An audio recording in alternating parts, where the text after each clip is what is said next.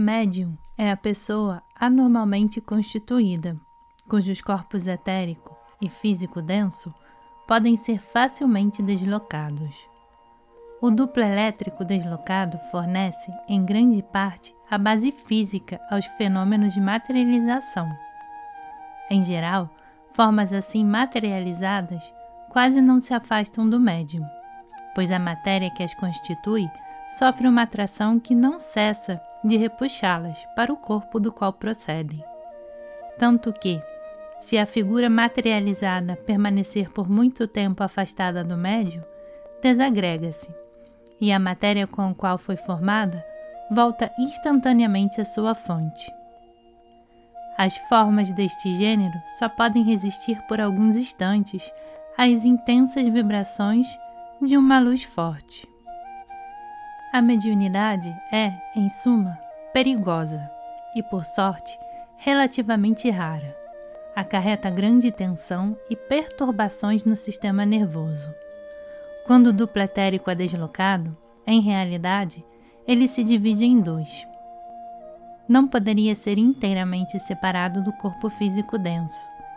Sem disso, resultará a morte, porque a força vital, ou prana, não pode circular sem a presença de matéria etérica.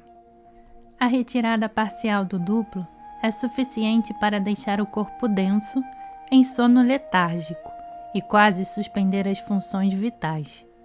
Este perigoso estado é seguido naturalmente de um esgotamento extremo. O espantoso desperdício de vitalidade devido à supressão dos meios que permitem ao prana circular explica a prostração dos médios após uma sessão e também porque muitos deles acabam por incorrer no vício da embriaguez. Pedem aos estimulantes a satisfação da imperiosa necessidade de energia, provocada pelo seu súbito enfraquecimento. William Crookes escreveu o seguinte: após ter verificado o penoso estado de prostração nervosa e corporal em que algumas dessas experiências deixaram o Sr. Home, após tê-lo visto deitado no chão, quase sem sentidos, pálido e mudo, como duvidar de que a evolução da força psíquica seja acompanhada de um desperdício correspondente de força vital? A condição acima descrita assemelha-se ao choque que se segue às operações cirúrgicas. Nas sessões espíritas, o clarividente vê o duplo etérico que sai, em geral, do lado esquerdo do médium, porém, às vezes da superfície toda do corpo. Este duplo é que muitas vezes constitui o espírito materializado, modelado facilmente e de diversas maneiras pelos pensamentos dos assistentes, aumentando a sua força e vitalidade quando o médium está mergulhado em transe profundo. Habitualmente, não intervém nenhum esforço consciente por parte dos assistentes. Não obstante, o resultado pode ser sistematicamente obtido. Assim, H.P. Blavatsky relata que, durante os notáveis fenômenos obtidos na granja do Zed, ela modelou sistematicamente a forma do espírito, que foi visto pelos assistentes sob diversas aparências. A matéria etérica, modelada em formas deste gênero, embora invisível à vista ordinária, pode, entretanto, impressionar uma chapa fotográfica, porquanto esta é sensível a certos comprimentos de ondas luminosas, não perceptíveis à vista humana. É esta a explicação de todos os casos verificados em que formas de espíritos apareceram em negativos de retratos fotográficos comuns. Acontece frequentemente, durante as sessões, que não só é utilizada a matéria do duplo etérico do médium, mas também dos assistentes. Daí a fadiga, muitas vezes sentida, pelos frequentadores dessas sessões.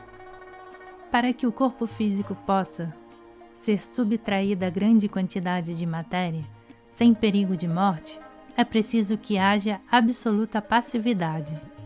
O médium, em geral, conserva-se bem consciente, no fundo, mas a menor tentativa de afirmar a individualidade ou de pensar de maneira contínua enfraquece imediatamente a forma que está materializada, ou fala voltar à fonte originária. Um choque ou perturbação súbita, ou qualquer tentativa para agarrar a forma espírito, são extremamente perigosos e podem mesmo produzir a morte. Além da matéria etérica, acontece muitas vezes que certa quantidade de matéria física, principalmente gasosa e líquida, é retirada do corpo do médium. Citam-se casos em que durante a materialização o corpo do médium diminuía visivelmente de volume, enquanto o aspecto deprimido, enrugado do rosto, oferecia, disse, espetáculo singularmente horrível e penoso.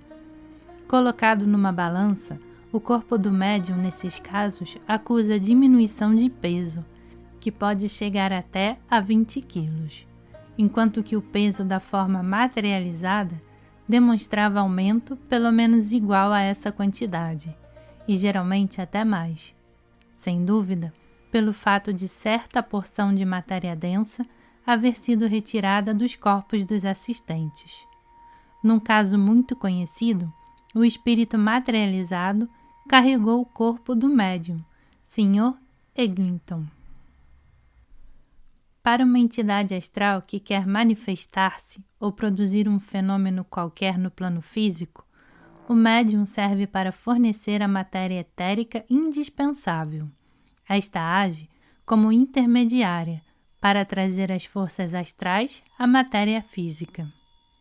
Coisa análoga se passa quando um ébrio falecido se acerca de uma taverna e se reveste de um véu de matéria etérica, a fim de poder absorver o odor de álcool, de que tanto sente necessidade.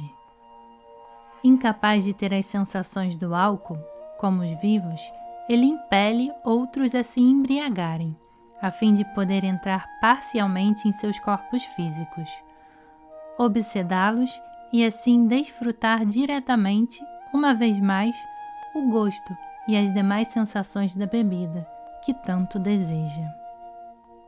Algumas vezes, a matéria tomada ao médium basta apenas para formar uma mão etérica ou dedos, que seguram lápis e escrevem, ou para permitir golpes, ou ainda derrubar ou deslocar objetos, e assim por diante. Em geral, a matéria etérica e a física densa retiradas do médium servem para materializar uma forma astral, o bastante para torná-la visível aos assistentes. A forma que então se vê não é, pois, sólida, porém constituída simplesmente por uma película delgada. As roupas com as quais os espíritos se apresentam comumente vestidos nas sessões são muitas vezes fabricadas com as do médium ou dos assistentes. Ora o tecido é muito grosseiro, ora de extrema delicadeza, mais delicado mesmo do que o produzido pelos terrares orientais. Por vezes, essas roupas podem ser retiradas da sala da sessão e conservadas durante vários anos. Ou ao contrário, podem desaparecer ao cabo de 1 hora, às 2 e até em alguns minutos. É indiscutível que, salvo talvez casos muito raros e tomadas todas as precauções possíveis, as práticas da mediunidade são prejudiciais e às vezes extremamente perigosas. Devemos, no entanto, reconhecer que por meio de tais práticas, uma multidão de pessoas aprenderam a conhecer a realidade do mundo invisível e a continuidade da vida após a morte, ou pelo menos a crer nestes fatos. Por outro lado, porém, deve-se salientar que este conhecimento ou crença poderia talvez ser obtido por outros meios menos perigosos. Jamais um ocultista experimentado, pertencente a uma escola de magia branca, agiria sobre o duplo etérico de alguém, a fim de obter uma materialização, nem tampouco provocaria uma perturbação no seu, para se tornar visível à distância.